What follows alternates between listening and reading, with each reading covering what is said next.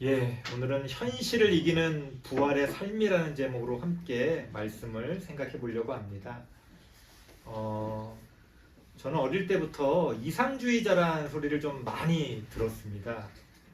근데 좀 이해할 수가 없었어요. 저는 한 번도 저를 이상주의자라고 생각해 본 적이 없거든요. 개인적으로 저는 굉장히 내가 좀 너무 현실적이지 않나?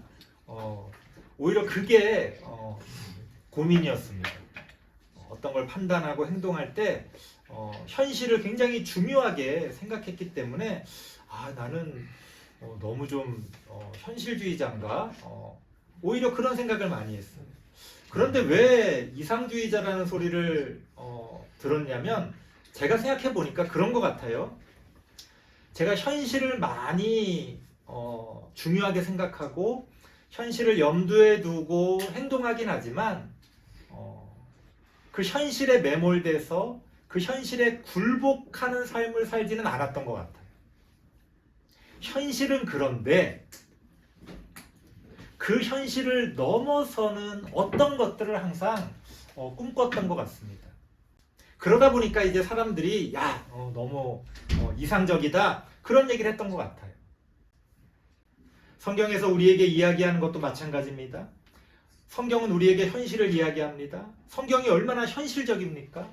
성경에 나오는 인물들이요, 위대한 그러한 어떤 인물들조차도 너무나 인간적이고 현실적이에요. 그럼에도 불구하고 항상 하나님께서는 그 현실을 넘어서는 무엇인가가 있다라고 우리에게 말씀하시고 우리에게 그것을 보여주셨다는 겁니다. 교회에서 우리 흔히 청년부 때 비전을 가져야 된다 이제 그런 이야기 많이 하잖아요.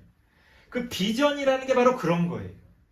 그저 내가 꿈꾸는 게 아니라 내가 원하는 게 아니라 현실을 바탕으로 두되 그 현실을 넘어서는 어떤 것을 우리가 바라볼 수 있어야 한다는 겁니다.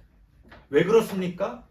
우리가 오늘 현실이라고 생각했던 것조차도요, 내일 또 다른 현실로 변해가잖아요. 10년 전을 생각해 보세요. 30년 전을 생각해 보세요. 오늘날 우리가 현실이라고 말하는 게 얼마나 비현실적입니까? 만약에 30년 전 사람한테 오늘의 현실을 이야기하면 다들 뭐라 그럴 거예요? 야, 그럼 말도 안 되는 소리 하지 마라. 아마 그럴 거예요. 그러니까 저는 여전히 이상을 말하고 싶은 게 아니고 현실을 말하고 싶습니다.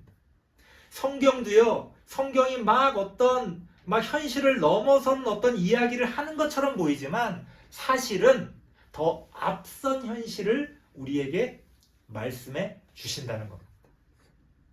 흔히 교회에서 종말론적인 신앙을 가지라고 하잖아요. 그 종말론적인 신앙이라는 게 종말을 꿈꾸라는 게 아니에요. 종말에 어떤 일이 있을 거니까 우리가 그 종말을 위해서 천국에 가고 지옥에 가고 그런 얘기를 하라는 게 아니에요. 종말론적인 신앙이라는 건 그 비전과 그 미래의 현실을 지금으로 끌어당겨서 살아가라는 거예요.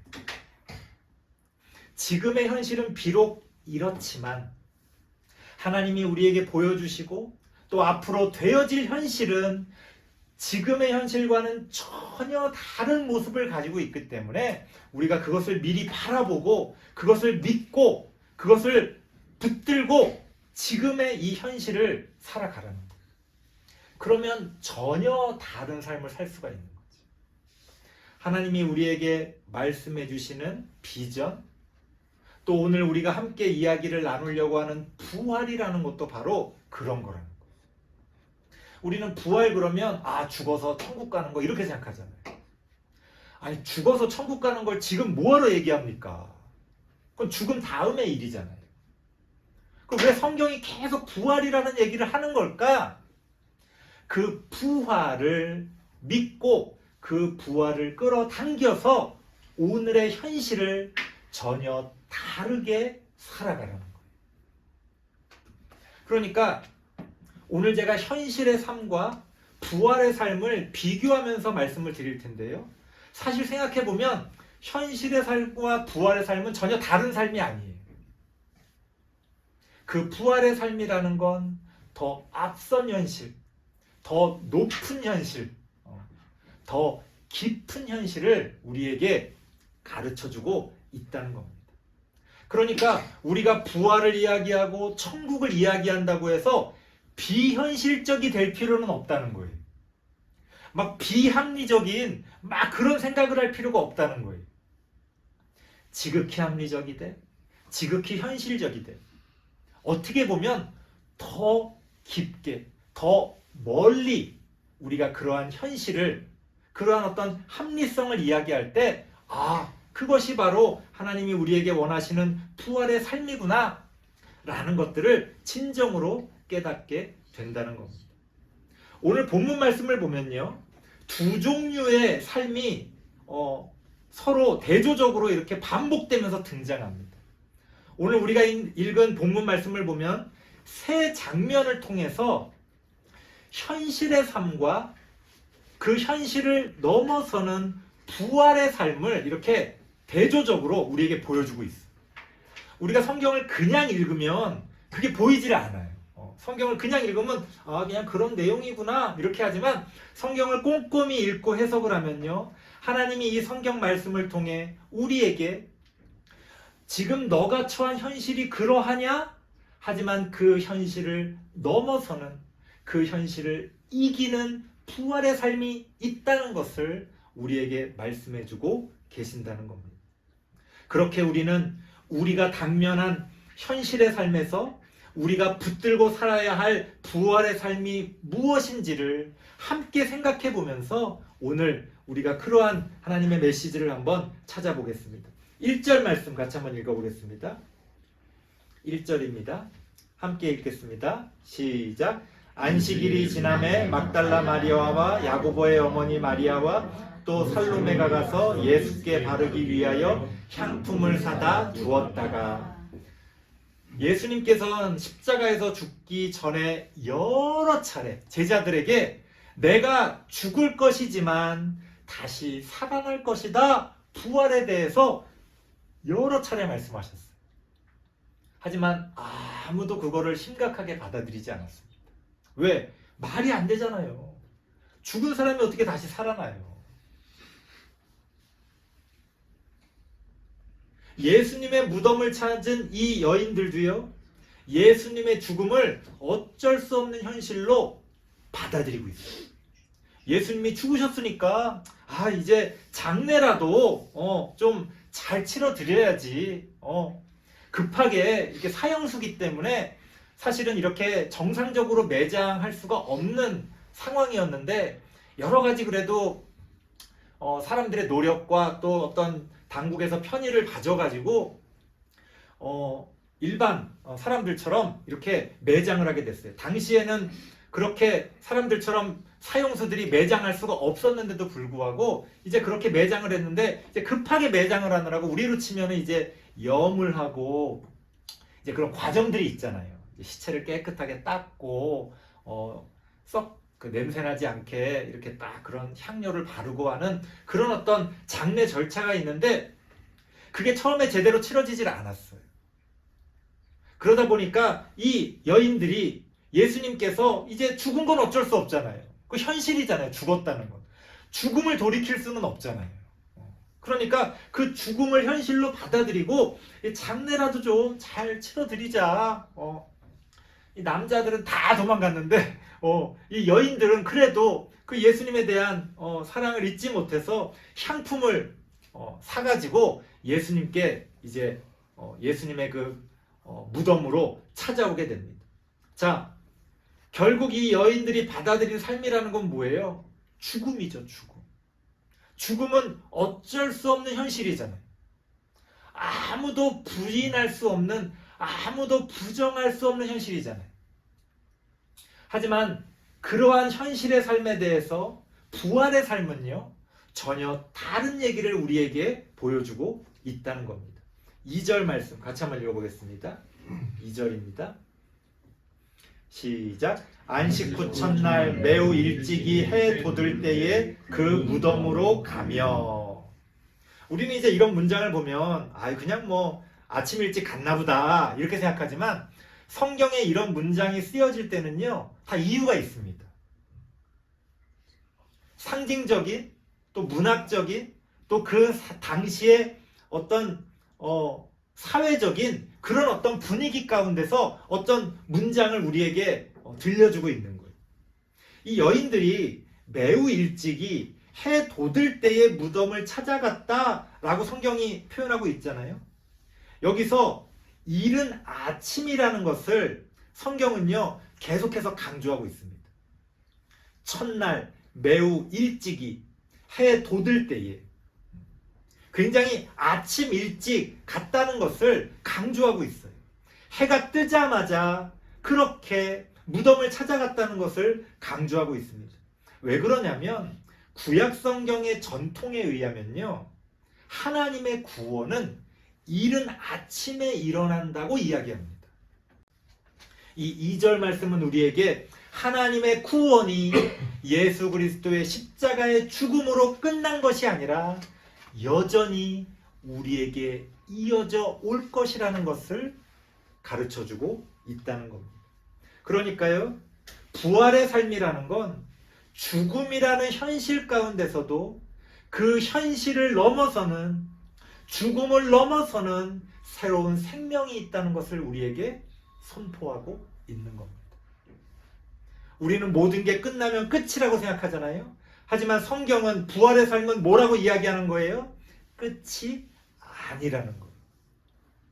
너희가 끝이라고 생각하는 그 순간 하나님의 구원이 시작된다는 거예요. 내가 포기하고 절망하고 내가 넘어져서 이제는 끝났구나 라고 생각하는 그 순간 하나님이 우리에게 펼쳐주시는 부활의 삶이 시작된다는 겁니다. 그러니까 어떤 면에서는요, 진정한 부활의 삶은 그 죽음이라는 현실을 받아들인 다음에 시작되는 거예요. 그 죽음이라는 그 현실을 이기면서 부활은 우리에게 다가옵니다. 자, 다음 장면으로 넘어가겠습니다. 3절 말씀 한번 읽어보겠습니다. 3절입니다.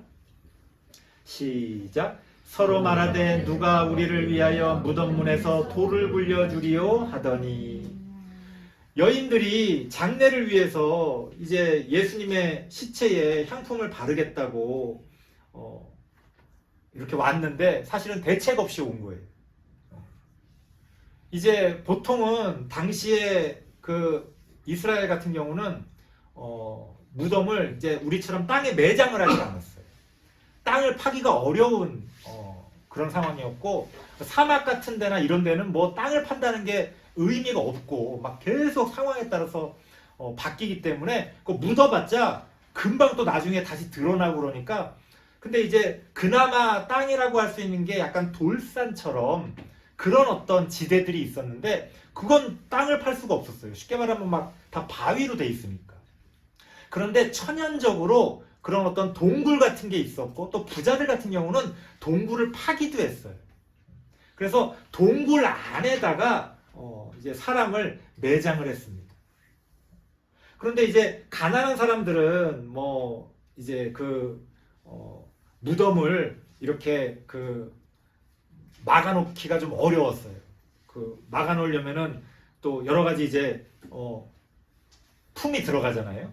그런데 부자들은 어떤 동물이 이제 그 시체를 쪼아 먹을 수도 있고, 또 도둑이 또 어떤 같이 묻어둔 그런 것들을 가져갈 수도 있기 때문에 사람의 힘으로는 쉽게 열 수 없는 큰 바위를 이렇게 막아놨어요. 그러니까 뭐 웬만한 사람으로는 이렇게 열 수 없을 정도로 굉장히 많은 사람이 달려들어서 해야 되만 열 수 있게 이렇게 막아놨어요. 예수님 같은 경우는 뭐 사실은 가난한 사람이지만, 문제는 그 다른 성경에 나오지만 예수님이 죽기 전에 부활한다고 자꾸 얘기를 했잖아요. 그러니까 당시 로마 당국에서도 누가 예수님의 시체를 훔쳐가서 부활했다고 거짓 선동을 할까봐 걱정을 했어요. 그래서 거기를 웬만한 사람들은 열 수 없을 정도로 아주 큰 바위로 막아놨습니다. 그러니까 이 여인들도 그 소식을 들었어요. 그러니까 사실은 대책이 없는 거죠. 예수님 장례를 치러주겠다고 가고 있지만 그 바위는 어떡하지? 그 바위라는 거는 뭐예요? 이 여인들에게는 절망할 수밖에 없는 현실이죠. 이 여인들 몇 명이 가서 아무리 애를 쓴들 그 바위를 옮길 수 있어요? 옮길 수 없는 거예요. 불가능한 거예요.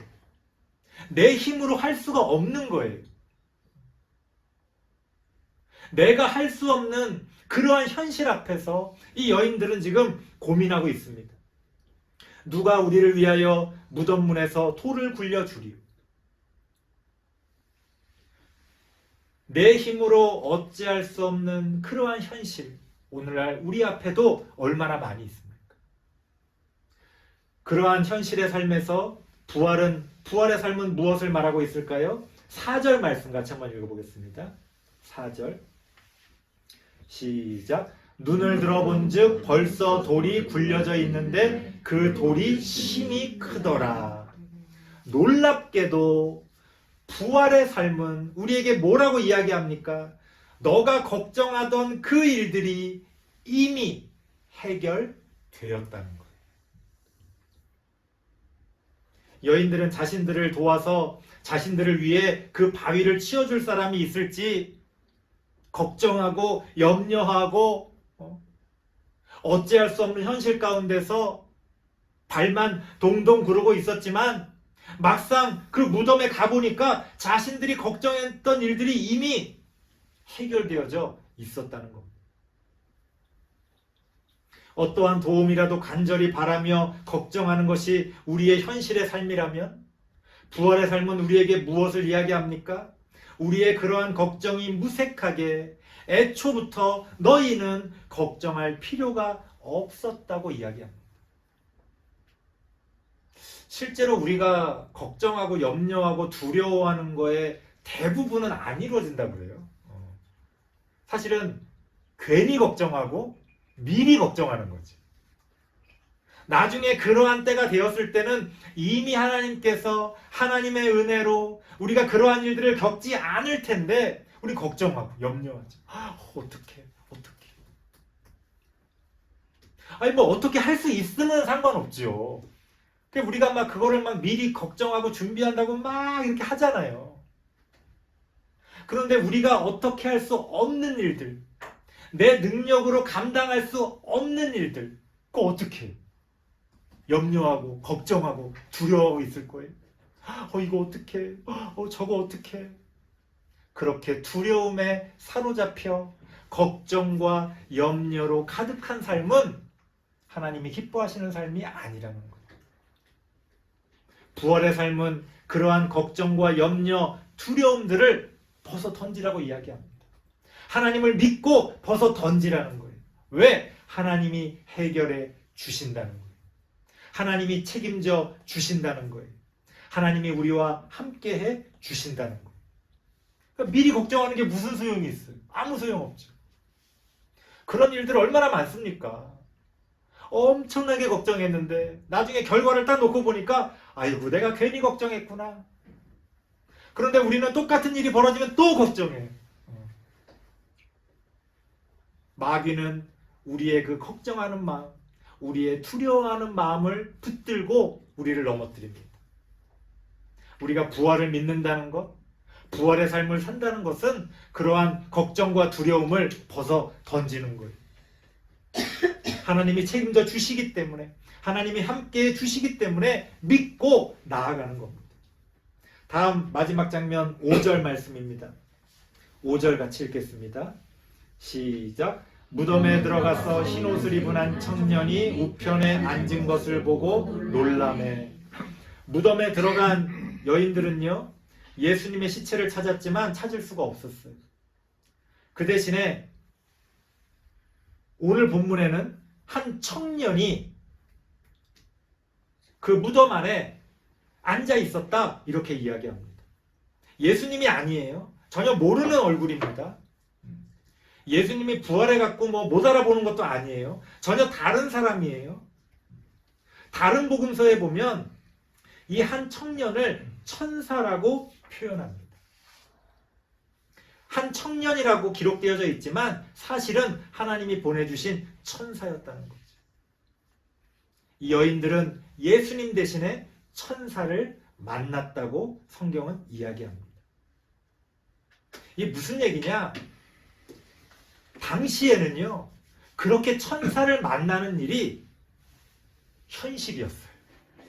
우리는 누가 천사를 만났다 그러면 야, 말도 안 되는 소리 하고 있어 이러는데, 이 예수님 당시에는 누가 천사를 봤다, 천사를 만났다, 천사가 나를 도와줬다, 나의 수호 천사가 있다, 이게 그냥 아주 일상적인 그런 현실의 삶이었어요. 오늘날 우리 안에도 바로 그렇게 천사를 찾는 마음, 하나님이 직접적으로 나에게 뭔가 천사를 보내주셔서 도와주셨으면 하는 마음, 이런 것들이 우리 안에도 있다는 거예요. 과거의 기도원, 부흥회, 은사운동, 성령운동, 이런 것들이 사실은 다 그런 것들, 뭔가 이렇게 붙들어 보고 싶은, 이 막막한 현실 가운데서, 이 불안한 현실 가운데서 뭔가 내가 이렇게 붙들 수 있는 게 없나? 바로 이 청년이 상징하는, 이 천사가 상징하는 이 모습이 바로 그러한 사람들의 현실의 모습이라는 것. 보이지 않는 하나님을 믿는다고 하지만 여전히 뭔가를 봐야만 마음의 안정을 찾는 그러한 사람들의 모습. 성경은 그것이 바로 우리의 현실의 모습이라고 이야기합니다. 하지만 부활의 삶은 우리에게 무엇을 이야기할까요? 6절 말씀 같이 한번 읽어보겠습니다. 6절입니다. 시작. 청년이 이르되 놀라지 말라. 너희가 십자가에 못 박히신 나사렛 예수를 찾는구나. 그가 살아나셨고 여기 계시지 아니하니라. 보라, 그를 두었던 곳이니라. 너희가 십자가에 못 박혀 죽으신 예수를 찾느냐? 그는 살아나셨고 여기에 계시지 않는다. 성경은 우리에게 그렇게 가르쳐 줍니다. 우리는요, 뭔가를 이렇게 붙잡을 수 있는 것으로 우리의 신앙을 채우려는 경향이 있어요. 그게 사람이 됐건, 그게 교회가 됐건, 교회 건물이 됐건, 그게 은사가 됐건, 체험이 됐건, 다 마찬가지. 뭔가 내가 느끼고, 내가 만지고, 내가 볼 수 있는 그런 것들로 우리의 신앙을 채우려는 경향이 있습니다. 이런 모든 인간적인 신앙에 대해서 부활의 삶이 선포하는 것은 어떤 신앙이에요? 빈 무덤의 신앙이라는 것. 너희가 뭔가를 붙들고 싶으냐? 너희가 뭔가 볼 수 있는 것을 원하느냐? 내가 너희에게 보여줄 수 있는 것은 빈 무덤이라는 것. 그는 살아나셨고 여기에 계시지 않는다는 것. 인간적으로는 되게 허탈하죠. 예수님 만나러 왔는데 예수님 여기 안 계신다는 거예요. 하지만 그 비어있는 무덤이 우리가 가져야 할 진정한 신앙이라고 성경은 이야기합니다. 기독교 신앙의 위대함이 바로 여기에 있습니다. 바로 그 빈 무덤의 신앙. 우리가 붙들려고 했던 것들, 우리가 가지려고 했던 것들, 우리가 보려고 했던 것들, 우리가 느끼려고 했던 것들. 하지만 하나님은 우리에게 뭐라고 말씀하십니까? 그러한 것들을 다 치워버리고 그는 살아나셨고 여기에 계시지 않는다. 그렇게 성경은 이야기합니다. 하지만 그 빈 무덤은 오히려 상징적으로 우리에게 더 큰 것을 보여줍니다. 하나님이 우리에게 뭔가를 보여주시지 않는 이유는요, 보여줄 게 없기 때문이 아니에요. 너무 크기 때문에 우리가 볼 수 없다는 겁니다. 하나님은 너무 크시기 때문에 우리가 볼 수 없다는 거예요. 오히려 너무 크면 볼 수 없잖아요. 하지만 우리는 여전히 우리가 만질 수 있고 우리가 볼 수 있는 것들, 그만큼의 신앙을 붙들고 살아가려고 애를 씁니다. 그게 마음이 편안하고 그게 제일 위로가 되는 거예요. 하지만 부활의 삶은 그것들을 깨뜨리고 나아가라고 이야기합니다. 그 무덤은 열려졌고 그 무덤은 비었고 예수 그리스도는 그곳에 계시지 않는다는 것. 바로 그 빈 무덤에서 우리의 신앙은 새롭게 성장하게 됩니다.